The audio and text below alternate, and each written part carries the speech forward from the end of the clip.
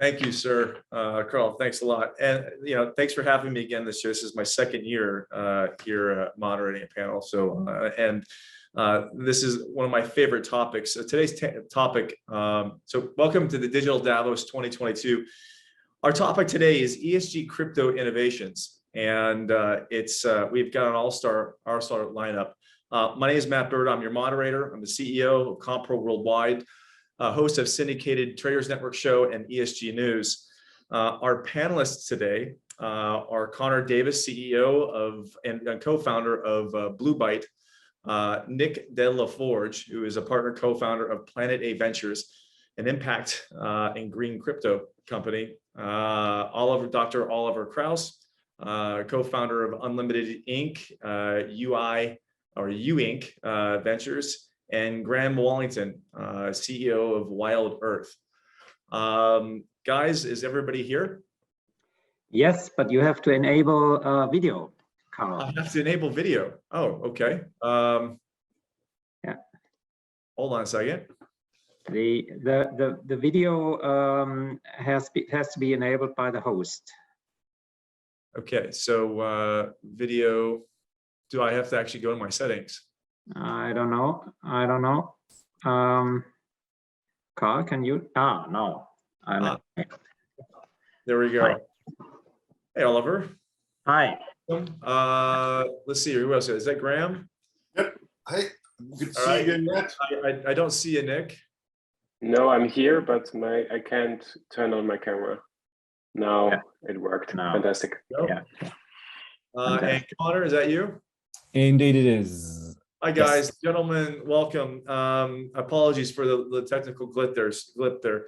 All right, so I tell you what, let's get into this. We've got limited time today, and we've got four of you here, and we have a lot of innovation to cover. And I want to start off with the two most disruptive and transformation forces in the capital markets today that are shaping our economies are ESG and crypto. In fact, 2 days ago, CNBC said that the crypto markets are totally disrupting the indexings and the ETF markets. And I think about a year ago, if I'm right, the idea of combining crypto and ESG from a energy standpoint wasn't even a conversation. And here we are today, looking at crypto being the most disruptive force in ESG, which is disrupting the capital formation and access to capital and governance and social governments. And here the two are. And coming off the last panel, talking about carbon credits, I think when we think about ESG, we think where it starts, and we think about climate, and we think about carbon. So Dr. Oliver Krause, I'm going to turn the first question to you. Tell us a little bit about tell us about what you're doing over at the carbon stablecoin.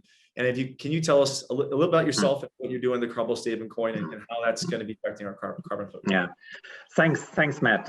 So I'm actually here a co-founder of Untitled Inc. think tank and ventures. We looked deep into the crypto and blockchain DLT space from 2017 on, and moved now into this exciting co-venturing topics here in the one area here at a carbon stablecoin project. We want to build with a partner, Swiss partner Peer Energy, a carbon stablecoin ecosystem where we bridge the mandatory and the voluntary carbon markets and have, so to speak, a currency that can be used in the voluntary markets.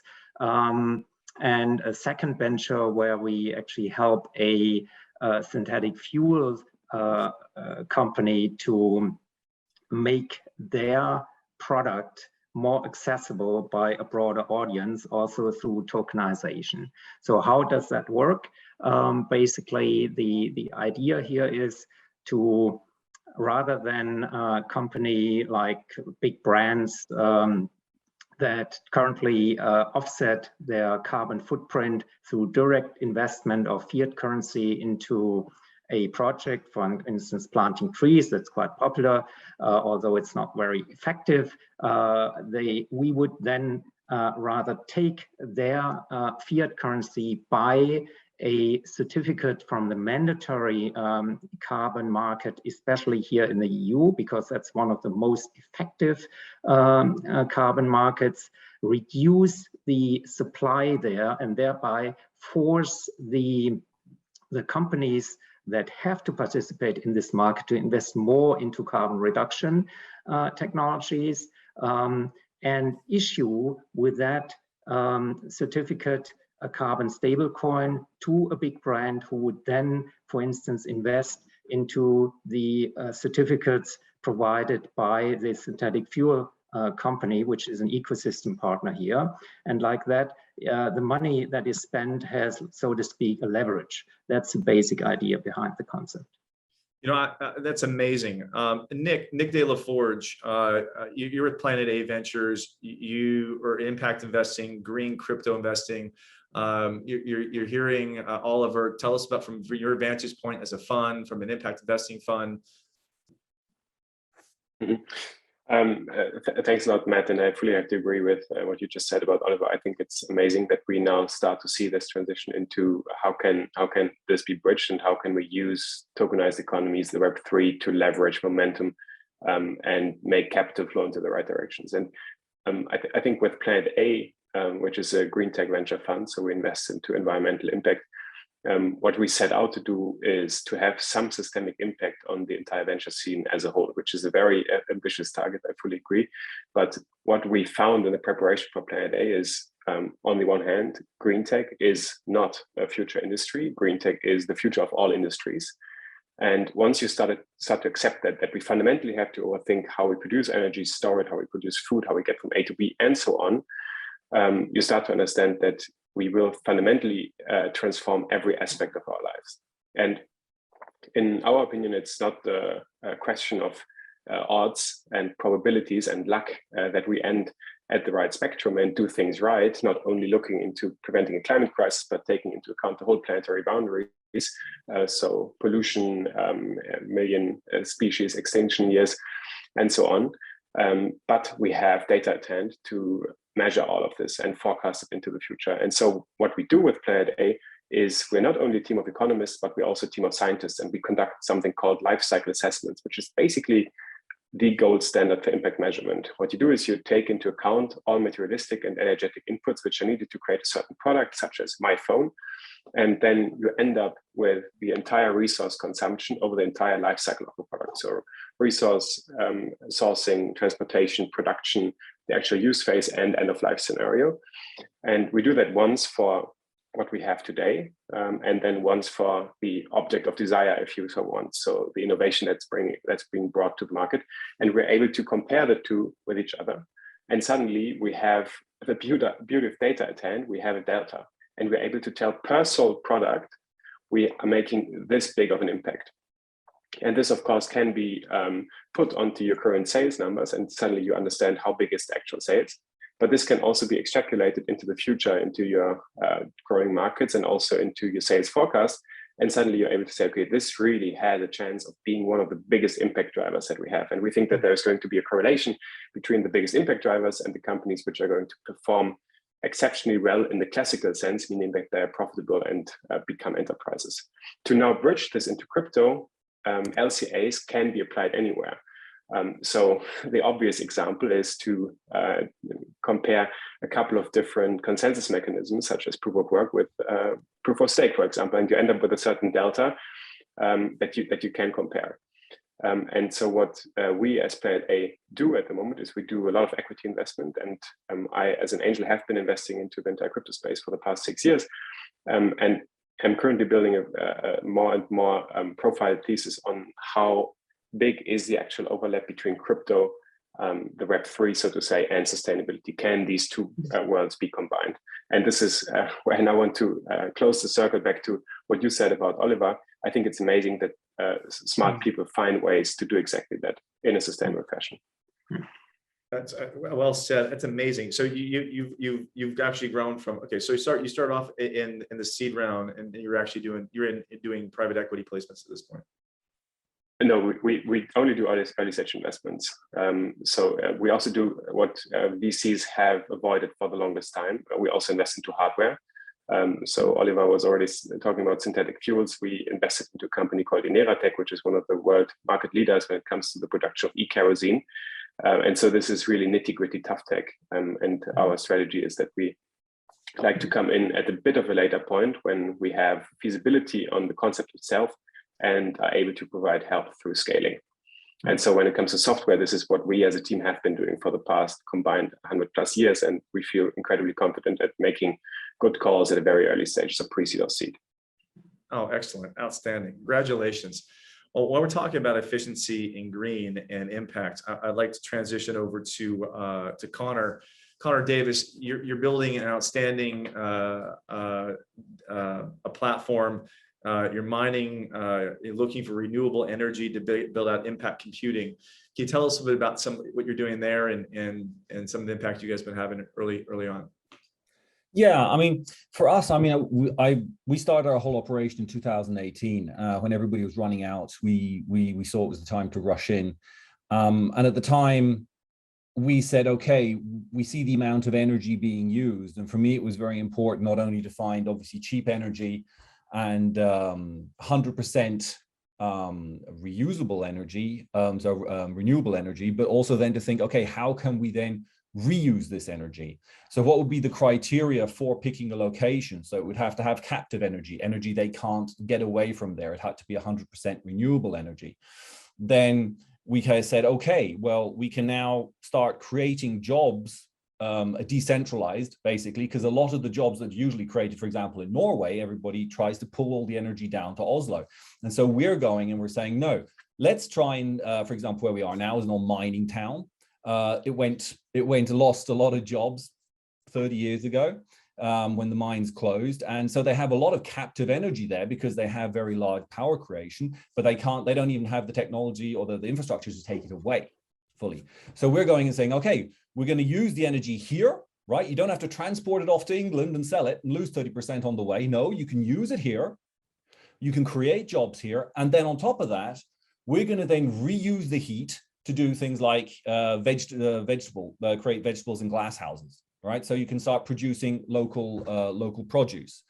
And then we're also working together on other projects, such as feeding our heat into a local heating system, which will then reduce the average heating price of anybody inside a village or a town, right? Because we can basically use what we have as a waste product, and I want to basically not have that as a waste. I want to use it as a additional method, additional energy which we can use for other things. So this is our approach. We also use our system as a method whereby we can help stabilize the grid, and yeah, and that's basically. And also, yes, not to forget, what I think is really important is that all these networks are set up in a very redundant manner, right? So for every large business you have there, so for example, a hospital, it would be set up with basically, if it needed 100 or say 1 megawatt, it would be basically set up from a grid perspective as having 2. So is this a little bit of like an edge computing type of methodology? You're going to the edge of the wastage from the energy provider.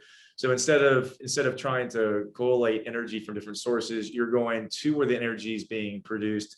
The wastage, if they're turning out 20% energy, the idea is to capture at the source, build a data center there, and bring the jobs into those areas. So you're making.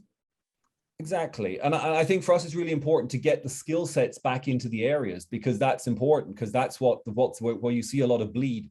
So our first employee there is a young guy we're talking to. He was in Oslo or something, but he wanted to get back home and it was not possible. And now suddenly they're starting to be like IT jobs and other things. So we can bring these skill sets back into these places and start rejuvenating them from an age perspective as well, right? Young families. That's outstanding. I want to get some other people's comments on this panel on what you're doing. I want to get through get through the panel right now. So let's come back to this topic. Nick, I want to get to Graham Wellington, and I got to tell you, Graham, I love Wild Earth. I spent some time on it last night. I'm now a fan. So you're doing ESG tokenization of wildlife and biodiversity,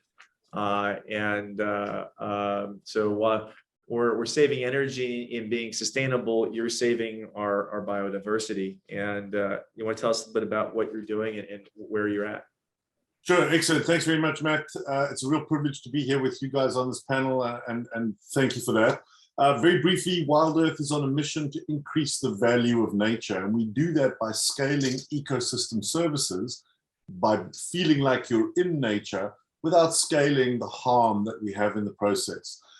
We run a television channel where we broadcast 8 hours a day live. We reach 5 million people per month around the world. And we really focus on making people feel like they're on safari themselves, so they can enjoy the feeling of being in nature.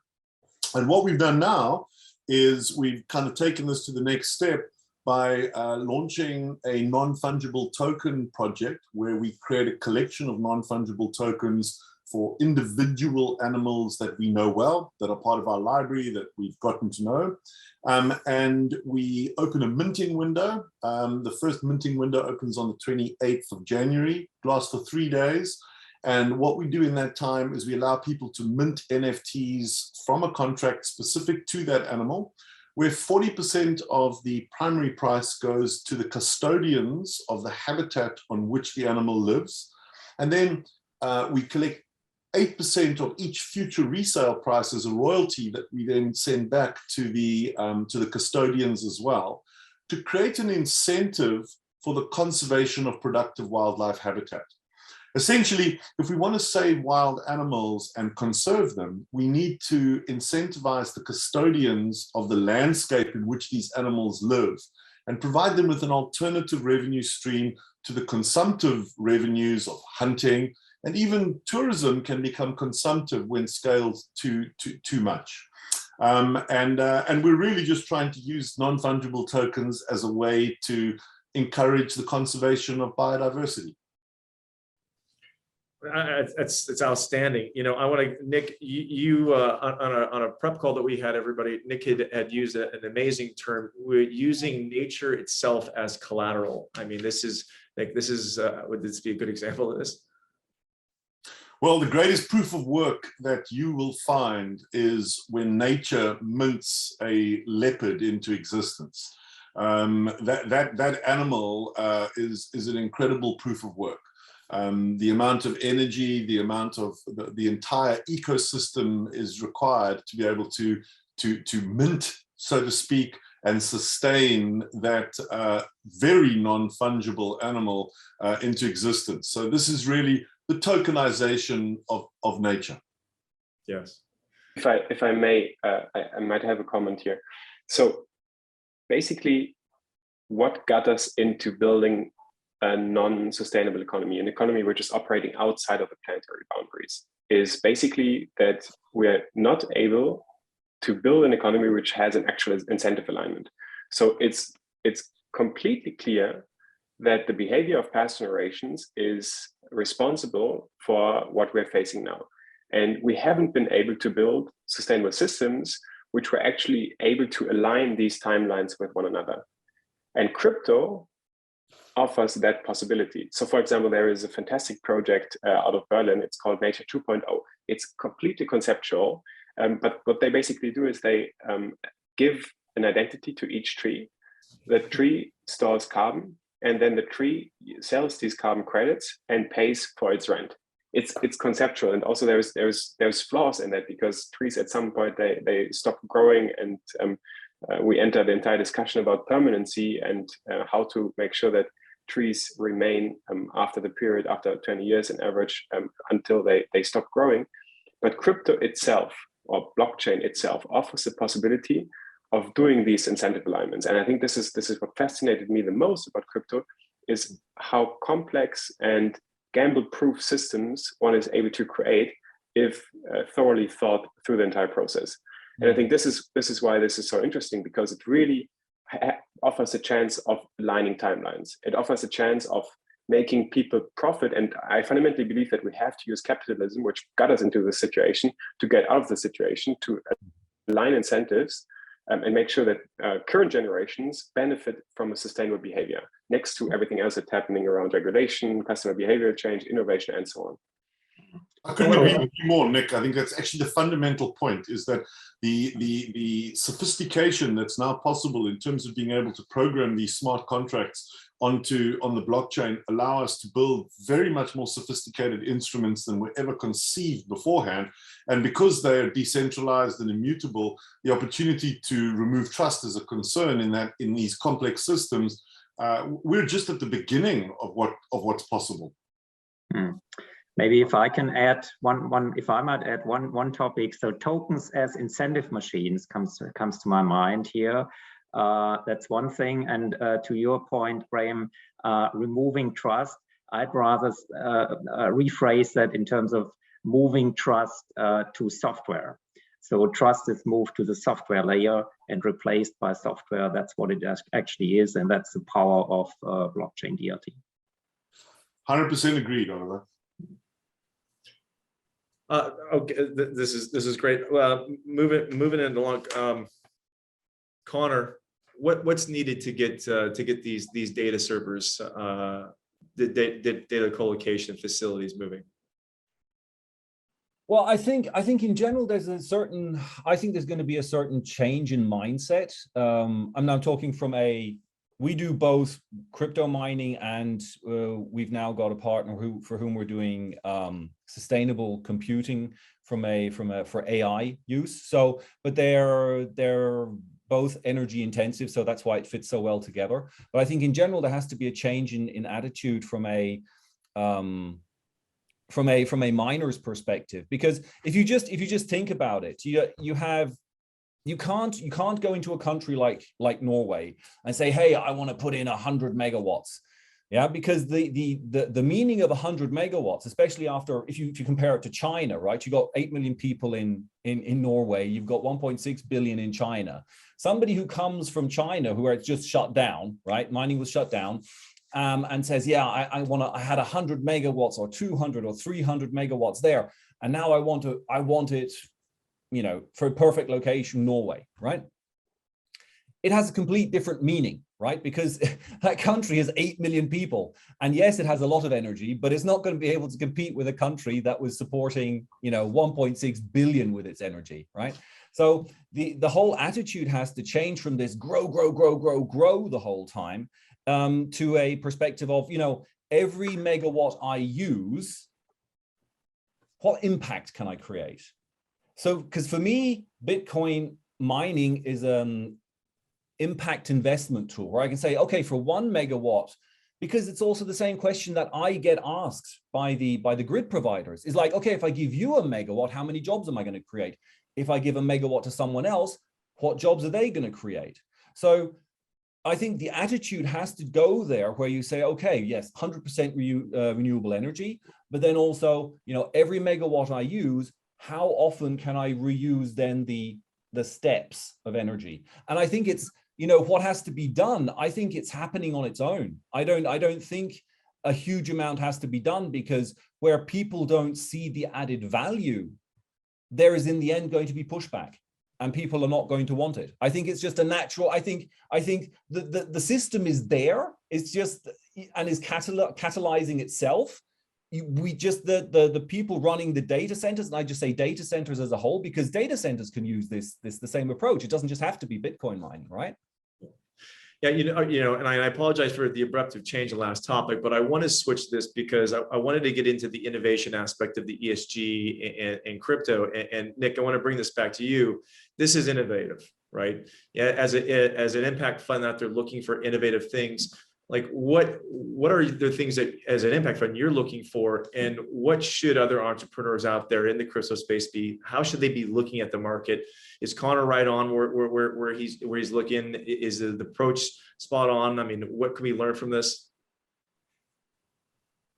I've read a super interesting article the other day about that's a poor quote, but founders currently saying if it's not a gigacoin, meaning it has the potential of reducing 1 gigaton per year, I'm not standing up. I'm not going out of bed. And I think this can be misleading, because we're going to need a multitude of different solutions, and I by no means am the best person to list all of them right now. There is fantastic frameworks such as Project Drawdown, which list very precisely solutions we need. And the beauty about it is that in every single aspect of these hundreds of solutions, if you forge something which actually works, you have a bigger impact than you could ever dream about. And so I think if we go back to the aspect of tokenization, or where the overlap between crypto and sustainability is, we have a couple of examples which now become very clear. Graham is outlining the tokenization of natural assets. Oliver is doing something similar. And we have that entirety of carbon markets going onto chain, which makes a whole ton of sense. In my mind, it's the most sensitive, the best case for tokenization I've seen thus far, because you really have a problem which blockchain is the perfect tool to be used on. It avoids double spending, it brings transparency into the market, and it cuts out intermediaries which currently inflate the price significantly. And so I'm super excited for everything that is to come. Oliver, what's your take on this? Well, I can only, I would say, concur. It's really what we are looking for. We want to build that ecosystem, basically, and we think that this carbon stablecoin can be a key element to start with, if we can provide a currency, which is, by the way, attractive because it is pegged to the mandatory emission allowance certificate, and this is rising in price. But actually, your fiat currency, US dollars or euro, is falling in price. So it becomes very attractive actually for a buyer of such a carbon stable coin to hold it and also invest it when for instance, a big brand would pay either Graham to offset their Romanian carbon footprint, or Connor, for instance, to offset their remaining carbon footprint, then Connor or Graham would be incentivized to hold this carbon stable coin because they know it's going to rise in price over time, as opposed to some euro or US dollars. I think I believe in that, that there's a chance to make that work, and that's what we are trying to build there.